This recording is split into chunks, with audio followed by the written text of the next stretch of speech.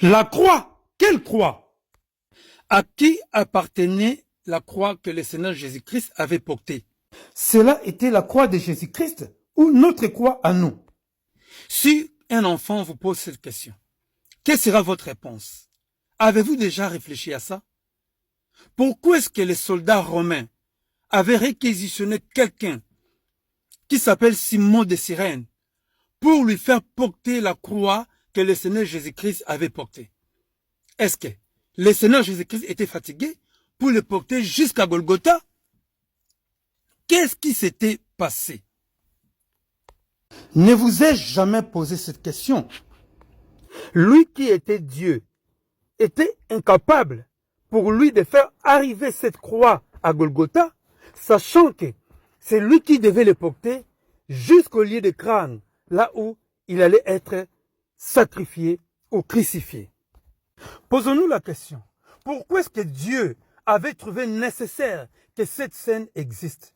Qu'il y ait quelqu'un qui passe et la personne soit réquisitionnée et qui vient intervenir pour porter la croix, comme si le Seigneur Jésus-Christ n'était pas capable de pouvoir faire arriver la croix sur la montagne de Golgotha.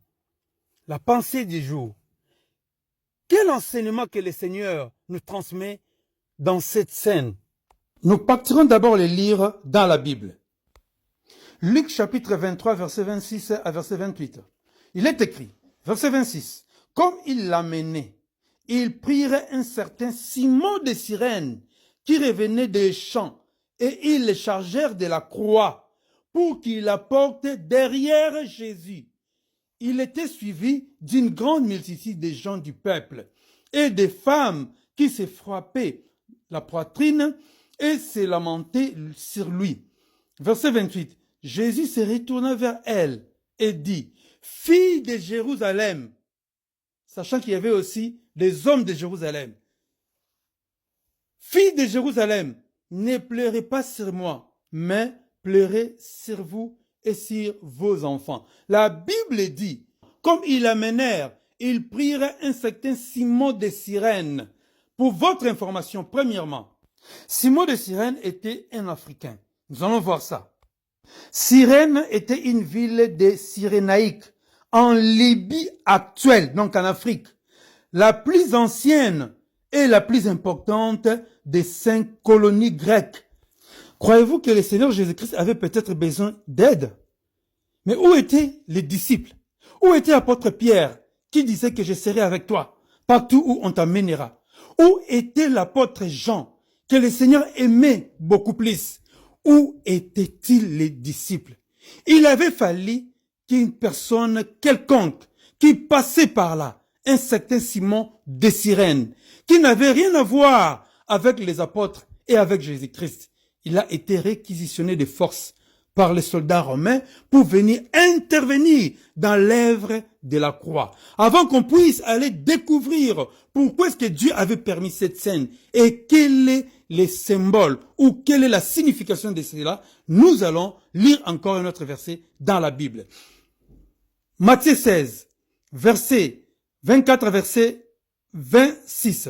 Il est écrit, « Alors Jésus dit à ses disciples, « Si quelqu'un venir après moi, qu'il renonce à lui-même, qu'il se charge de sa croix et qu'il me suive, car celui qui voudra sauver sa vie la perdra, mais celui qui la perdra à cause de moi la trouvera. » Verset 26. « Et que servirait-il à un homme de gagner tout le monde s'il perdait son âme? Ou que donnerait un homme en échange de son âme? Mes chers bien-aimés dans le Seigneur, à qui appartenait la croix? À Jésus-Christ ou à nous? Si la croix appartenait au Seigneur Jésus-Christ, pourquoi est-ce qu'une autre personne devait venir intervenir? Or, lui-même venait de nous dire que chacun prenne sa croix. Nous allons encore lire un autre verset de la Bible où nous allons découvrir encore plus. Voyons cette révélation de la Bible dans le livre d'Ésaïe chapitre 53, versets 3 à 6. Il est écrit, « Méprisé et abandonné des hommes, homme de douleur et habitué à la souffrance, semblable à celui dont on détourne le visage. Nous l'avons dédaigné. Nous n'avons fait de lui aucun cas. » Verset 4, écoutez bien. « Cependant, ce sont nos souffrances qu'il a portées. C'est de nos douleurs qu'il s'est chargé. La croix. Et nous l'avons considéré comme puni, frappé de Dieu et humilié. Verset 5. Mais il était blessé pour nos péchés, brisé pour nos iniquités. Le châtiment qui nous donne la paix est tombé sur lui. Et c'est par ces meurtrissures de la croix, de son sacrifice, que nous sommes guéris. Verset 6. Nous étions tous errants comme des brebis. Chacun suivait sa propre voie et l'Éternel a fait tomber sur lui l'iniquité de nous tous. Le livre d'Ésaïe nous révèle que la responsabilité de la croix que Christ avait portée, cela au départ, c'était pour nous. Au premier moment, aux premiers abords, la croix, c'était ce que nous devions payer à cause de nos péchés. Alors, le Seigneur Jésus-Christ est entré en scène. Il a pris ça sur lui. Il a pris ça, il s'est chargé de tout ce que nous devions nous charger au départ. C'est ça le salut que Christ nous a apporté. Cette croix que Christ avait portée nous symbolise ou nous démontre le salut qu'il nous a apporté. Alors, sur la route du salut de toi et de moi, il y a quelqu'un, un homme quelconque qui devait venir intervenir pour prendre une partie de la responsabilité ou de la charge sur la route. Cette personne-là était Simon de Cyrène. C'est un homme quelconque. Il n'est pas chrétien. Il n'était pas disciple ni apôtre.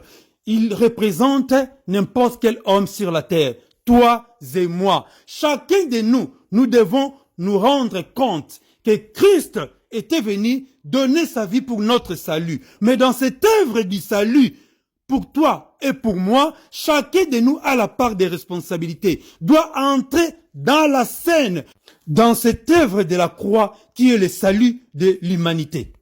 C'est pourquoi Simon de Cyrène représente toi et représente moi, représente n'importe qui. Alors maintenant, posons-nous maintenant la question.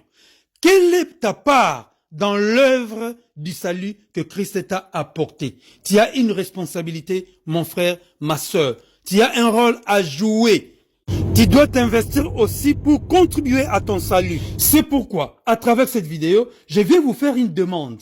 Mes frères et sœurs, la demande consiste à l'évangélisation. Lorsque je publie des vidéos, des messages du Seigneur, je vous envoie tous ces messages-là. Ce n'est pas pour que vous puissiez les garder pour vous-même, mais c'est pour que vous puissiez aussi entrer dans l'œuvre. Partagez ces vidéos. J'envoie aussi à côté des vidéos que vous pouvez télécharger la même vidéo. C'est comme ça quand j'envoie sur TikTok ou sur YouTube, j'envoie aussi à d'autres personnes des vidéos qui peuvent télécharger pour qu'ils puissent les publier comme si c'était leur vidéo à eux. Que ce soit de n'importe quelle plateforme. Vous avez juste quelques clics à faire afin que ces messages aillent partout dans le monde entier. Partagez des messages avec vos connaissances, avec vos contacts dans les téléphones pour que la parole de Dieu soit connue partout et que les âmes soient sauvées. Entrez dans l'œuvre de Dieu. Faire le partage des vidéos qu'on vous envoie. S'il y a que ça qu'on vous demande, s'il vous plaît. La croix que le Seigneur Jésus-Christ avait portée, cela appartenait à nous les humains, à moi, à toi et à nos enfants. Mais cela était devenu aussi la croix de Jésus-Christ. Voici la raison pour laquelle vous êtes appelés à entrer dans l'œuvre pour prendre votre responsabilité aussi.